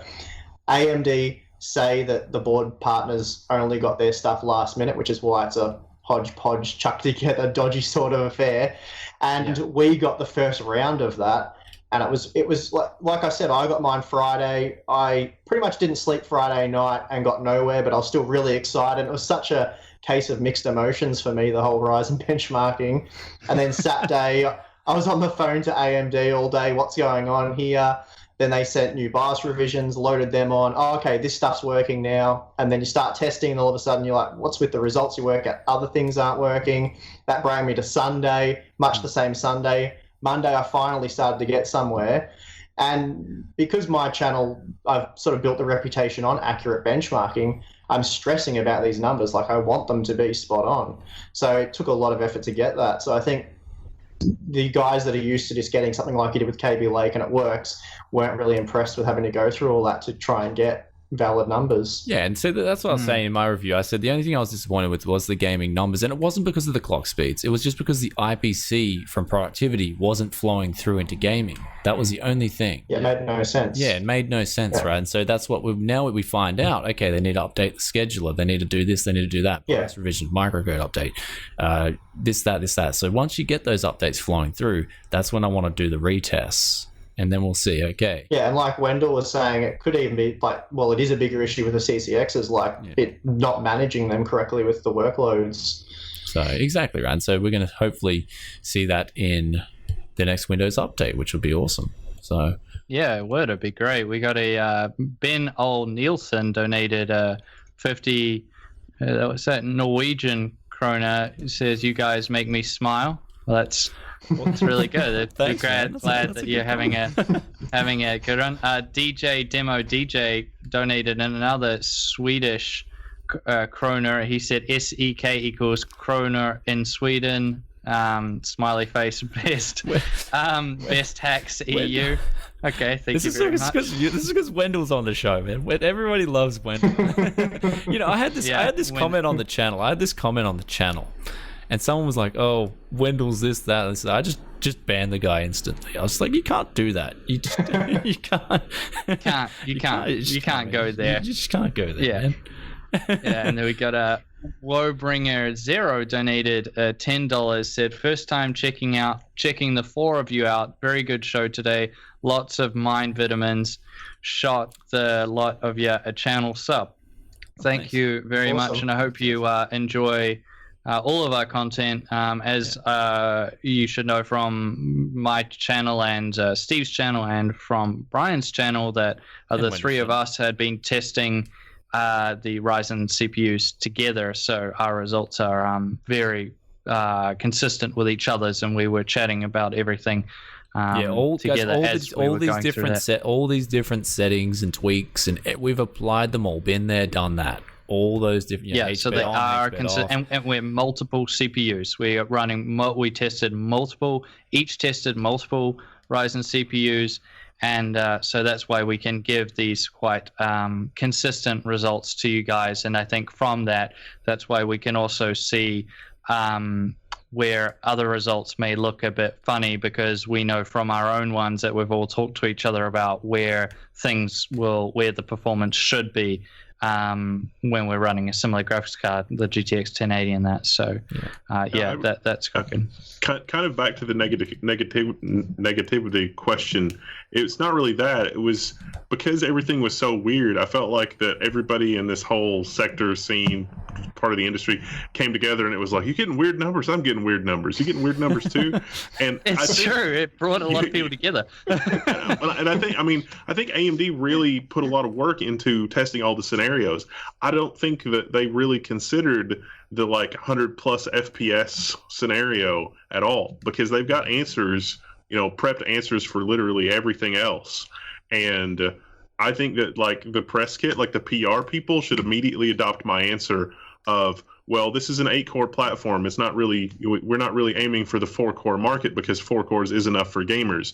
But the way that we are disrupting the market for workstation and enthusiasts with a $500 part that compares to $1,700 part. I mean, a 4.1 gigahertz by 1800X is better than the $1,700 part for certain kinds of workloads.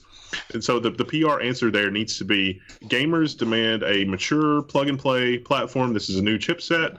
We've got a 4-core part planned that is going to be just the most amazing thing ever, but we're going to work the bugs out on the platform first, and the bugs out with the new chipset, and then we think gamers are going to be really super impressed. But if we have gamers that are into streaming and blah, blah, blah, blah, blah, we think it's a really compelling answer for those people. But if you just want the raw frames, we've got another part coming. Just give us another month or two. Damn it, well said. Sounds dude. too organized. Yeah, damn. Well, I was gonna say, well said, dude. Well said, though. Like, that's what I mean. AMD, like, hire Wendell, like, ASAP, for at least the casual. Now, it's not gonna work if they only come out with like a 3.2 gigahertz 4-core part. Yeah. That's true. Actually, yeah. It's like, here's the 4-core, guys. By the way, it's the 8-core is better. So they've actually got to do it now. Yeah. They've got to, But holy crap, they did it with Broadwell-E. They 4.1 gigahertz versus, I mean, the Xeons don't have 4 gigahertz. That's kind of a big deal. But do you think though, because it's 2 die on the same PCB, do you think that when they do make the 4-core variants, especially the 4-core, I mean, I think the 6-core variant will just be 1 cluster on each die disabled. But what about the 4-core? Do you think that'll just be 1, or just like they just completely cut off 1, or that'd be interesting? I think that they ought to do it as 2 compute complexes with half the cores. For binning reasons. Yeah. And in that sense, would that then not go as high, or it should overclock higher? Yeah, theoretically, then it should overclock higher. It should give you more flexibility. And don't forget that L3 cache. Everybody always forgets about the L3 cache. If they have a 4-core part with an absurd amount of L3 cache, that'll offset any deficiencies they might have in clock speed. I mean, for one very specialized, like, compiling source code thing, I was working on a thing, and it was a 16 gigabyte set of source code, and it was a situation where we could get a 4-core CPU at 3.6 gigahertz or 3.8 gigahertz at the time, or we could get a 3.5 gigahertz 6-core part, but the 6-core part had 10 more megs of cache. And in that specific workload, in that specific scenario, the extra cache, the math worked out to where about 4.5 megabytes of L3 on the Intel Xeon was an equivalent of a 400 megahertz clock bump. So it was actually made more sense for us to buy a slower clocked Xeon with a ton more cache than a faster clocked Xeon, because our workload was not multi-thread at all. And if you look, there's a Xeon E7, there's a small family of Xeon E7 CPUs that have an absurd amount of cache, like 60 megs, but they're only 4 cores, and they're like $10,000, and that's why. Okay. Thanks, Wendell. That's why it's always great having you on the show, because you've got that extra knowledge and experience in the server industry and in the coding industry. It's really good to have you on all the time, because me, I'm just your casual sort of in those areas. It's not really me. It's just people that I know. I get to be in the room when they're working on stuff, so it's neat. I mean, it's just something we'd oh, sorry, Brian. I was just going to say that something we had talked about on the last week's show, me and Brian, a bit, is about how Intel is being propped up a lot by their server CPU sales. A lot of people don't know that. and that's where they're making a lot of money. And with Naples, the Ryzen, it's going up to 32 cores, isn't it? I believe. That's a lot. Do you think, Wendell, that's really going to hit Intel in that area and really help AMD in terms of you just straight up cash? I don't know. It's so hard because I don't know. Like, I think most, like, if you look at the Googles and the Facebooks of the world, they want the middle of the road CPUs. I mean, look at like the eBay and the secondary market was completely flooded with 2670s. 2670s from the X99 launch that was filled with bugs. I mean, don't forget there were 2670s that had bugs in silicon that could not be fixed with microcode, and they were like, okay, and so those are like the middle of the road chips, I think, for those companies, and so they have to replace those with something. So I think the Googles and the Facebooks of the world are going to buy whatever gives them the most compute per unit, and those companies are not running. Those companies are running Linux, and so what was our experience? It's like totally new platform, new chipset, blah blah blah. Ran Linux, kernel 4.10. There were patches on day one, pretty much, to resolve the little issues. That's what the enterprise's experience is going to be with Linux on this as a server platform. I mean, I think we can extrapolate. Now, some businesses are going to have stuff that does not multi-thread really well, but for businesses like Google and Facebook, the number of threads and like total compute, I mean, it's honestly, Intel and AMD have got a little bit to worry about because ARM. I mean, if you're talking about compute per dollar and something that's massively multi-threaded, ARM, you got to talk about ARM. But in that scenario, Naples could win there. But will there be a Naples server part that has some ridiculous clock? I don't know. We'll see what AMD's got up their sleeve. Yeah, I was going to say the most experience I got in the server industry is just me putting together hack and slash routers, So, yeah, it's always great to have you on, Wendell, and just love hearing your knowledge, love hearing all these other things that you just, I guess, because I've been talking a lot to Kev and Steve. We talk about a lot about gaming, that comes up a lot, gaming. So, it's always great to have that extra voice and that really, I guess some people would refer to you as the Gaben of the tech world, Yeah. I've worked on a lot of interesting stuff. It's not really anything. It's just business as usual. Yeah. So, guys, if you haven't already, check out Wendell Level 1 Techs. He's got awesome channel going on. They go really in depth. They don't talk a lot about gaming, I guess. Would that be something? They talk more about the hardware and all, what it can do, and lots of other scenarios as well. It's a really good channel. Go check it out. I'll put the link in the description below. And then we've got, of course, Steve from Hardware Unboxed, the benchmark king. This guy just doesn't stop. Seriously, gaming benchmarks. Yeah. I think Steve will have to send over Wendell his Excel spreadsheet, and Wendell will be like, "Whoa, this is compile the data." Yeah, this is it was funny for the Ryzen review, and I did a bit of productivity testing, guys. Like, you tested GTA 5 though, yeah? Yeah, that's pretty much it. I mean, well, except for stuff on Linux. I did a lot of testing on Linux, but then it's like, it's like, oh yeah, Windows is a mess, moving right along. And then we got Kev. Sorry, Brian. No, sorry. And then last we got Kev, Tech Showdown. And he's the New Zealander tech tuber, and he's he gives you guys a lot of what would you call it? Like a lot of just talking to you, sort of person to person. That would be your style. My channel, I basically mixed a tech channel with a vlog channel, and so it's just very opinion based, and I try to give you guys the best product advice. That's what the channel is, product advice, telling you if something's worth it or not. And I back it up. Yeah. The showdowns are sort of my main thing, comparing two products head to head, and then telling you guys at the end basically which one you should buy. And we got one last donation from an Epic Name Bro, another €5. Thanks, and brother. He said, is there a slim chance that Naples will have unlocked multipliers? I'd say no. I mean, if it's a server part, but anyway. I don't know. What do you think, Wendell? Naples unlocked? I kind of doubt it. I mean, I maybe they'll make a version of Ryzen that'll give me a crap ton of memory bandwidth and PCI Express lanes, because really that's all I've got to complain about. Well, all I can say is, like, dude, 32 cores for gaming, you're future-proof right there. 64 threads. So, yeah, you're future-proof, guys.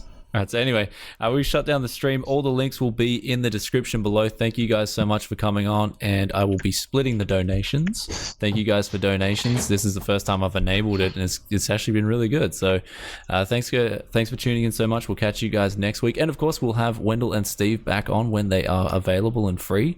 And thank you guys so much for your time for coming on, and we'll catch you guys in the next one. Any closing words, guys? Thank you guys for having us. It's amazing. See you guys. Yeah, thanks, guys. Another fun show. Thanks.